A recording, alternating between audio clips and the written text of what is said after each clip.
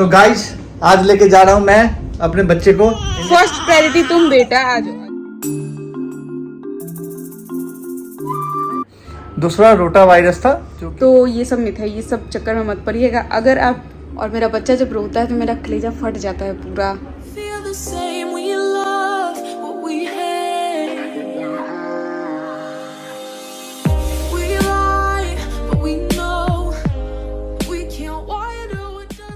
Everyone, एक बार फिर से स्वागत है आप सभी का मेरे इस न्यू ब्लॉग में। तो कैसे हैं आप सभी? उम्मीद करती हूँ आप सभी अच्छे होंगे, स्वस्थ होंगे, सुरक्षित होंगे और आप लोग की ढेर सारी ब्लेसिंग्स की वजह से मैं भी बहुत अच्छी हूँ और मेरा बाबू भी बहुत अच्छा है, मेरा फैमिली भी बहुत अच्छा है। तो आज जो ये ब्लॉग है ना बहुत इंपॉर्टेंट होने वाला है और बहुत पेनफुल होने वाला है, क्योंकि आज जो है ना मेरे बच्चे का इंजेक्शन पड़ने वाला है। आप बताएंगे इसके बारे में कुछ? बिल्कुल। तो गाइस आज लेके जा रहा हूँ मैं अपने बच्चे को इंजेक्शन दिलाने। ओह देखो वो भी कान रहा है, रो रहा है। मत रो बेटा, कोई बात नहीं, सभी को इंजेक्शन पड़ते हैं। अभी से तू शुरू हो जा, ले 2-4 वैक्सीन ठुकवा ले, कोई बात नहीं है। फर्स्ट वैक्सीनेशन पड़ चुका है, उसका नाम क्या था? Rota virus? नहीं, आज जो पड़ा था वो पड़ा था DTP और रोटा वायरस। और आज कौन सा पड़ेगा? आज जो है वो पड़ेगा प्रेविनार। ओके, अब बेबी को ले लीजिए, रो रहा है। ये देखिए, आ जाओ, पहले तुम आ जाओ। फर्स्ट प्रायोरिटी तुम बेटा, आ जाओ। आप ले लो, उसको ले लीजिए।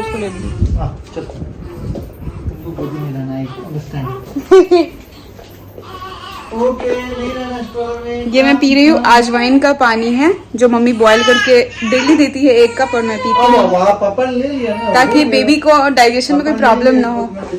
शायद इसीलिए, हाँ शायद नहीं इसीलिए। स्ट्रॉलर एकदम रेडी है, बट इसको इसमें नहीं रहना है, बट रहेगा इसी में। पापा की गोद में ही रहना है। Let's go guys, lights turn off. वो भी डर रहा है।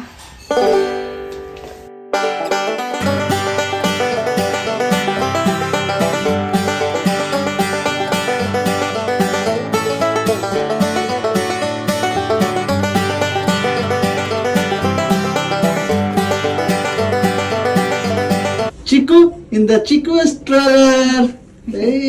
देखो, बाय बाय गाइस, मैं ढक रहा हूँ। गाइस अब इसका नाम नहीं है चिकू, ऐसे ही मैं प्यार से कभी कभी बुला देता हूँ।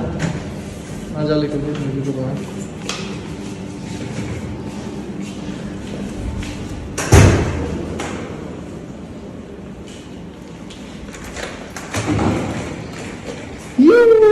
चलो घूमने करने, आज तुम्हें इंजेक्शन दिला के लाते हैं।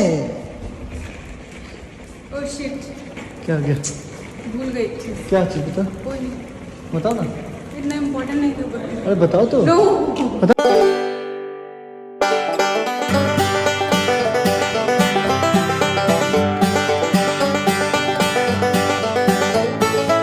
बाबू को जिस डॉक्टर के पास मैं ले जा रही हूँ वो वही डॉक्टर हैं जो इसको मतलब स्टार्टिंग से देखभाल कर रहे हैं, जब से ये जन्म लिया है तब से।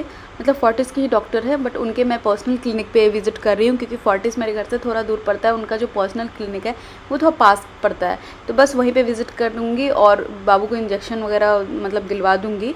और गाइज़ एक इम्पॉर्टेंट बात, आज मैंने इंस्टाग्राम पे बाबू का नेम रिवील किया है और उसकी ID भी बताया है, शेयर किया हुआ है अपने स्टोरी में। तो आप उसको फॉलो ज़रूर कीजिएगा, वहाँ पे आपको बाबू का क्यूट सा वीडियो, फ़ोटोज़ ये सब देखने को मिलेगा। तो उसको फॉलो ज़रूर कर लीजिएगा और स्टोरी चेक कीजिएगा बाबू का मैंने क्या नाम रखा है। मेरे कमेंट सेक्शन में आप ज़रूर कमेंट कीजिएगा और बताइएगा। मैं रिप्लाई करती हूँ, कुछ लोग बोलते हैं कि मैं रिप्लाई नहीं करती कमेंट का, मैं रिप्लाई करती हूँ, जितना हो पाता है कोशिश करती हूँ मैं सबका रिप्लाई करूँ।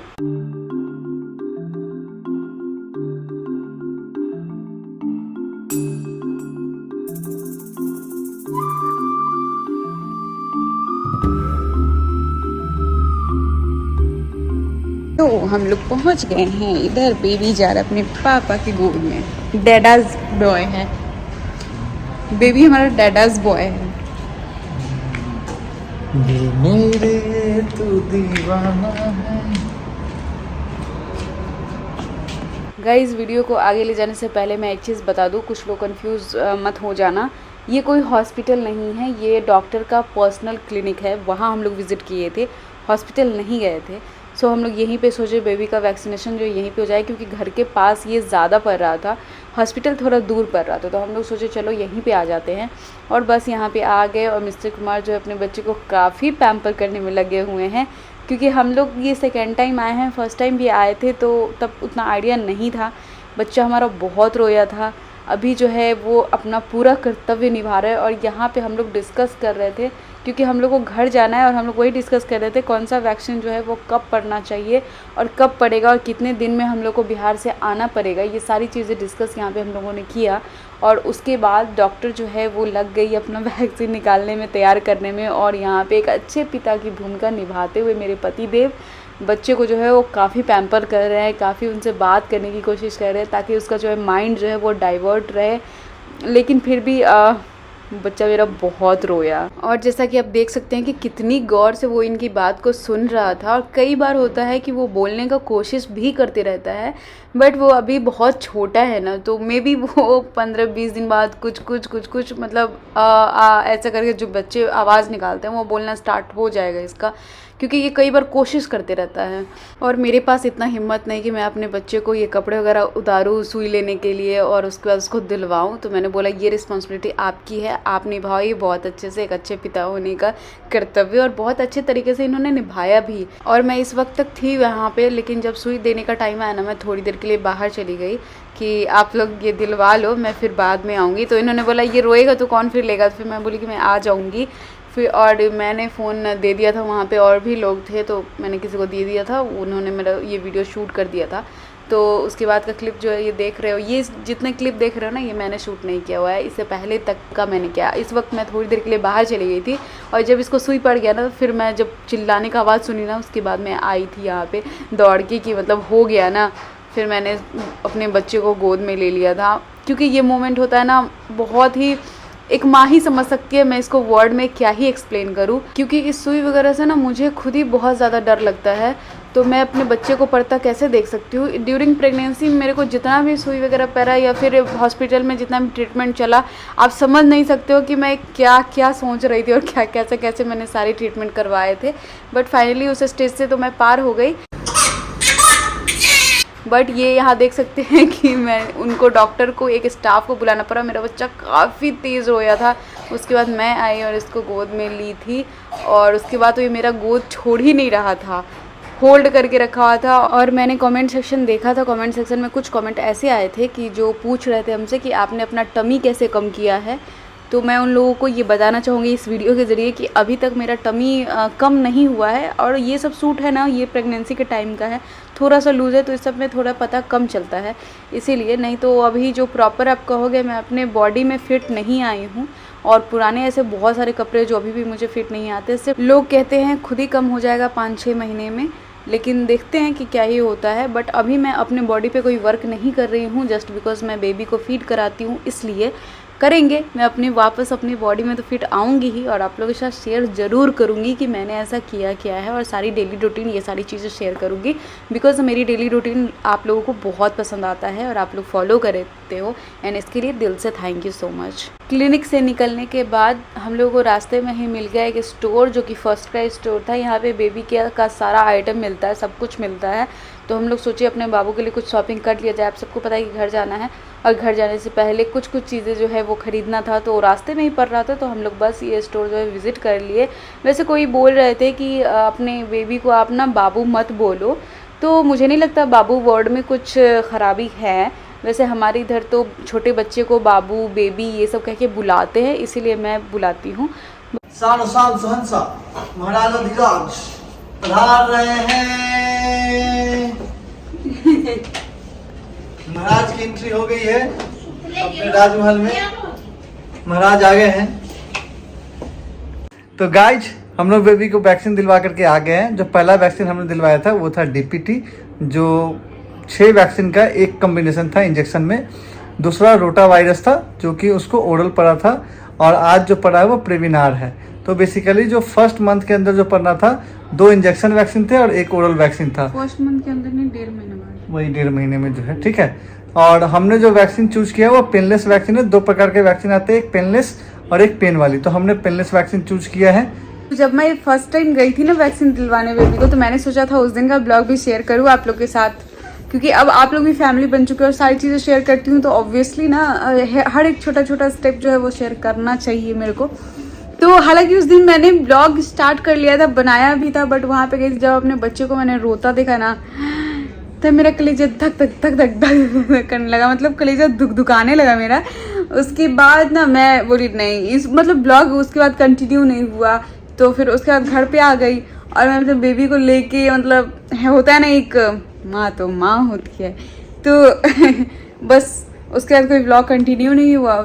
तो मैंने कल होकर छोड़ दिया। फिर मैंने सोचा चलो कोई नहीं, एक हफ्ते में फिर से मुझे दूसरा इंजेक्शन दिलवाने हैं, उस दिन कर लूँगी। आज भी बहुत सोचा, ब्लॉग तो स्टार्ट कर ही लिया था घर से, फिर वहाँ पे जाके मेरा बेबी रोने लगा, बट वहाँ पे ना आज डॉक्टर का एक स्टाफ था, तो उन्होंने बेबी को थोड़ा हैंडल किया। उसके बाद फिर मैं ले ली बाद में बेबी को। जब इतना चिल्ला के रोता है, आप इस ब्लॉग में देखे ही होंगे कैसे, तो सोचिए कलेजा कैसे धुक धुक धुक धुक धुक धुक करने लगता है। तो बच्चा बच्चा ही होता है ना। तो मतलब वही सब, तो एक ब्लॉग जो है वो आप लोग से शेयर नहीं कर पाई थी जब एक इंजेक्शन पर था। आज का ब्लॉग तो कौन कौन सा इंजेक्शन मैंने अपने बेबी को अभी तक दिलवाया है वो आप लोग के साथ मैंने शेयर किया है। मतलब 1.5 महीने बाद यही सब इंजेक्शन पड़ता है, तो बस मेरा ये कंप्लीट हो गया। अब जो है इंजेक्शन पड़ना है वो ऑलमोस्ट 1 महीने बाद पड़ना है, तो अभी है टाइम। उससे पहले बिहार से घूम के आ जाएंगे, देन फिर दिलवाएंगे। और सारे ही इंजेक्शन दिल्ली में ही दिलवाएंगे, तो वहाँ से घर से जब वापस आएंगे तब यहाँ पे फिर पड़ेगा। और मेरा बेबी आज बहुत रोया ना सोना, है ना मेरा बच्चा, आज मेरा बच्चा बहुत रोया है। और मैं एक चीज़ कहना चाहूँगी, मैंने खुद एक्सपीरियंस किया है और ये मुझे तो मैं आप लोगों को सजेस्ट करना चाहूँगी।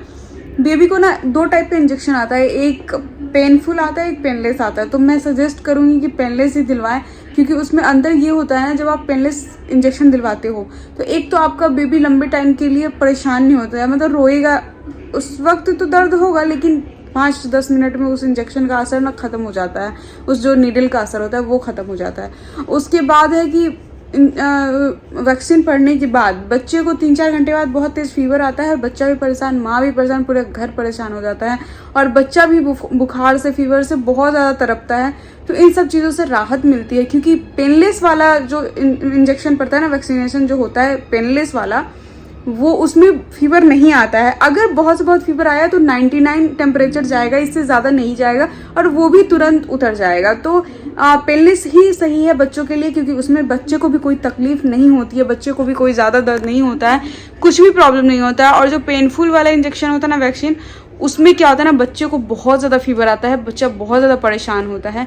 तो मैं तो सजेस्ट यही करूँगी, बस अंतर उस दोनों में ये है कि 3-4 हज़ार रुपया इसमें ज़्यादा लगता है। मतलब जो वैक्सीन का प्राइस है ना, उसमें 3-4 हज़ार का फ़र्क होता है। पेनलेस 3-4 हज़ार महंगा होता है, और पेनफुल जो होता है वो 3-4 हज़ार सस्ता होता है। तो बस यही अंतर है, बाकी आपका बच्चा बहुत ठीक रहेगा, मतलब सही रहता है, टचवुड, फीवर से ज़्यादा परेशान नहीं होता है।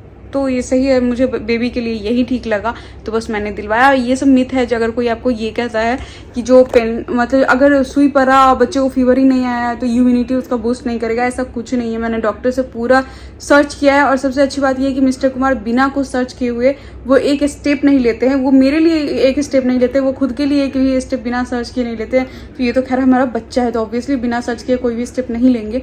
तो ये सब मिथ है, ऐसा कुछ नहीं होता। इम्यूनिटी सबका बूस्ट होता है, वैक्सीन इसीलिए पड़ता ही है। तो ये सब मिथ है, ये सब चक्कर में मत पड़िएगा। अगर आप पेनलेस दिलवा सकते हैं तो वो वही आप दिलवाइएगा। और मेरा बच्चा जब रोता है तो मेरा कलेजा फट जाता है पूरा, मैं नहीं चाहती कि ये रोए। मैं तो जब उसका तेल वेल मालिश होता है, वो जिस वक्त रोता है, तो मैं तो कहती हूँ मम्मी छोड़ दो इसको, दूसरी बार देख लेंगे तेल लग जाएगा, इसको अभी छोड़ दो। बट क्या करें, अब वैक्सीन रखना तो ज़रूरी है, इसके लिए ही सही है, इसके लिए ज़रूरी का चीज़ है, तो वो करवाना पड़ता है कि नहीं बस। लेकिन माँ तो माँ होती है ना। और कुछ लोग बोल रहे थे कि आप अपना नाखून कटवाओ क्योंकि आप बेबी को हैंडल करते हो, तो जी हाँ, मैं बेबी को हैंडल करती हूँ, बट अभी नाखून इसलिए मेरा बढ़ा हुआ है क्योंकि मम्मी तेल मालिश करती है, मैं मालिश नहीं करती हूँ। जब मैं खुद हैंडल करने लगूंगी तो ऑब्वियसली नाखून काटूंगी, और अभी ये नाखून इसीलिए बढ़ा हुआ है क्योंकि मैं बच्चे का तेल नहीं लगाती हूँ, मालिश नहीं करती हूँ, और बाकी चीज़ ऐसा कुछ करना नहीं होता जिसमें बच्चे को हार्म हो। और फिर दूसरी बात कि बेबी को जिस चीज़ से हार्म होगा ऑब्वियसली मैं वो काम नहीं करूँगी।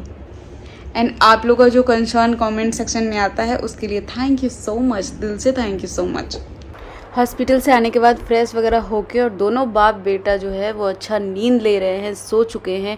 और अब मैं भी जा रही हूँ सोने क्योंकि काफ़ी रात हो चुका था।